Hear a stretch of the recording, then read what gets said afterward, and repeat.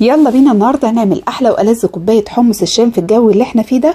هنعمله النهارده باسهل طريقه واحلى طعم، هتجربوه معايا.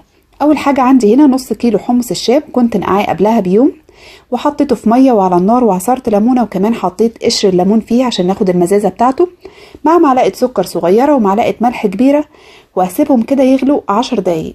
وفي خلال ال10 دقايق دول هجهز الخلطه بتاعتي اللي هي بصلايه، طماطمتين، 3 فصوص توم، كمون، معلقه كبيره بابريكا، وملح. دي كل البهارات اللي انا بحتاجها، وكمان عصير ليمونتين وكوبايه ميه.